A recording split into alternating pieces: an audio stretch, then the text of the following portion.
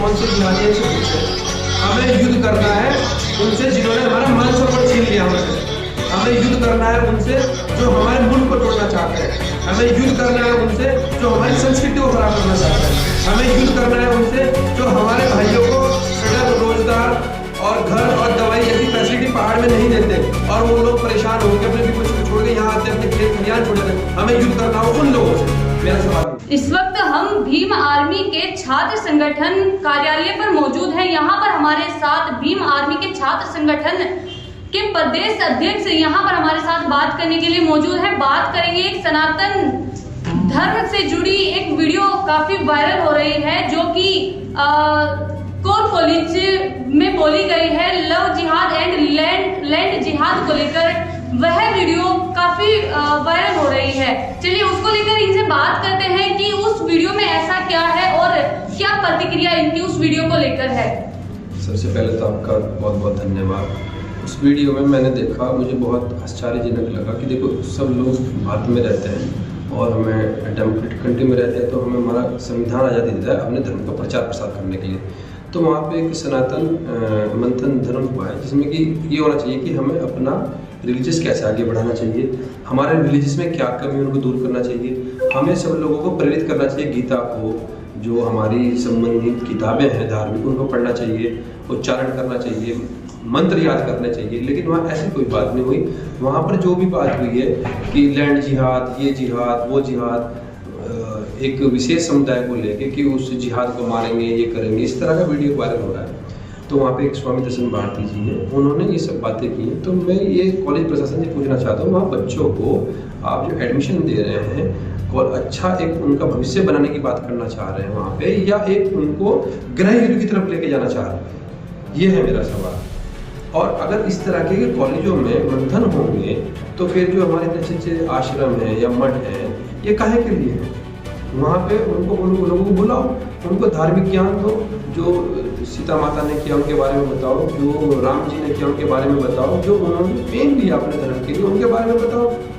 गीता की बात तो करते नहीं, हनुमान चालीसा की बात पढ़ाने का उसका मतलब क्या है, मंत्र क्या है, वो तो कुछ बात नहीं हो रही वहाँ पे। धर्म पढ़ाने की बात तो हो नहीं रही, लेकिन वहाँ पे उनको आतंकवादी जरूर बनाने की बात हो रही है।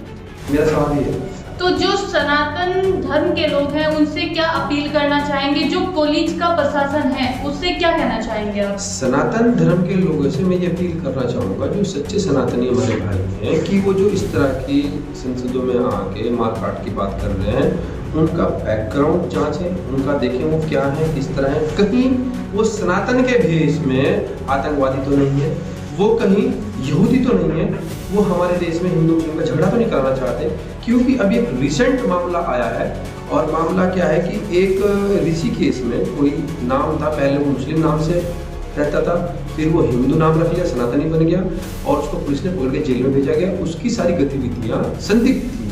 तो कहीं ये लोग भी तो ऐसे ही नहीं है जो हमारे यहाँ झगड़ा करना चाहते हैं, क्योंकि पूरा फोकस हमारे हरिद्वार ऋषिकेश पे क्यों हो रहा है? यहाँ पे कुंभ आ रहा है। अगर इस तरह के यहाँ पे मामले होंगे तो हमारा कुंभ कैसे होगा?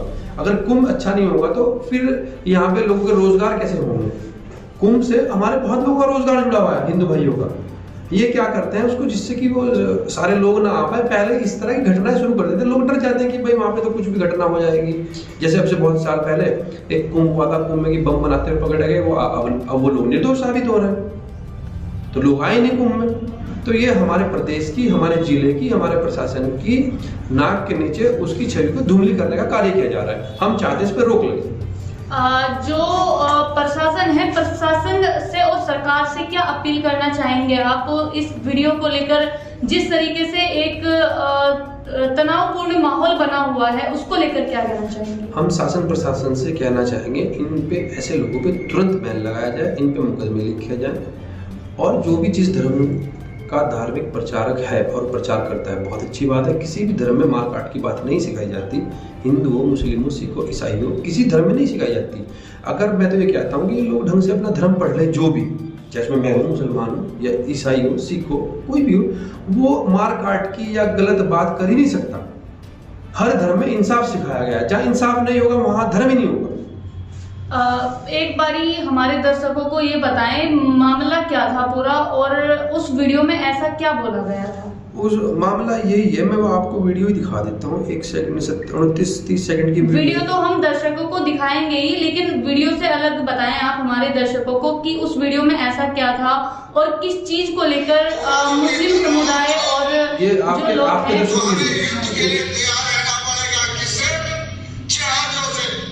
अब वो कौन से जिहादियों से पूछे। हमें युद्ध करना है उनसे जिन्होंने हमारा मान सरोवर छीन लिया हमसे।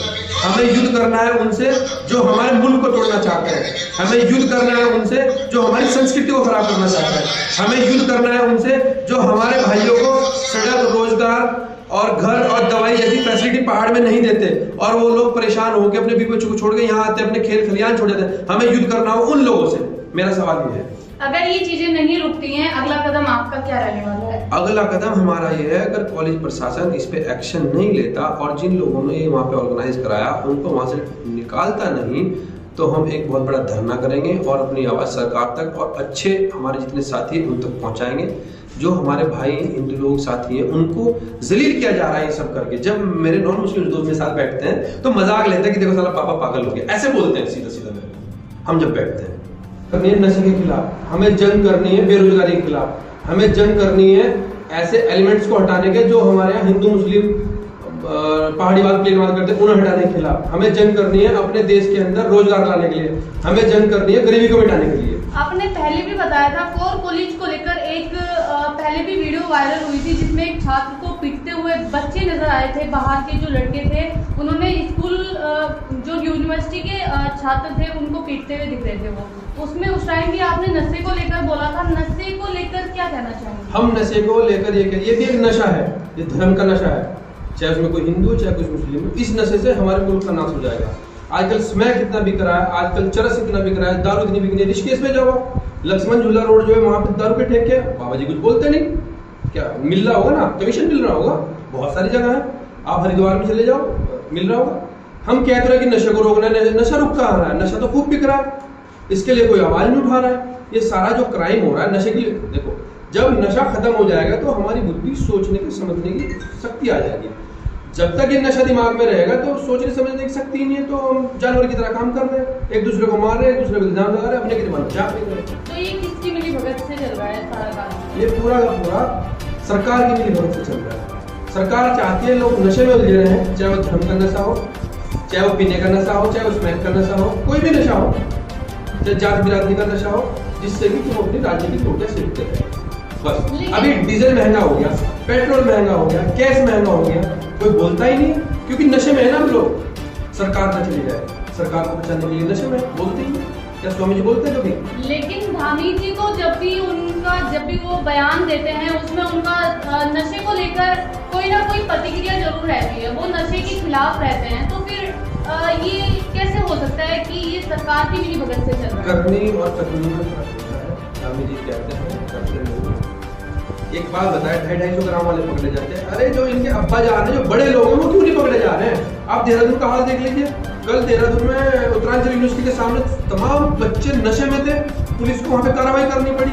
कुछ लोग विरोध कर रहे हैं, पुलिस ने क्यों मारा? ठीक किया, जो नशा कर रहा है मारो। इस बात को लेकर पुलिस की प्रशंसा करता हूँ। अगर मैं भी करता हूँ मुझे भी मारो, मेरे भी पैर तोड़ दो, मेरा भाई करता है उसके भी तोड़ दो, मेरे संगठन के लोग करते हैं उसके भी तोड़ दो। बहुत बढ़िया काम किया है उत्तरांचल यूनिवर्सिटी पे। वहाँ पे जो नशे में लड़के लड़की दूध क्या दिखाना चाह रहे हैं?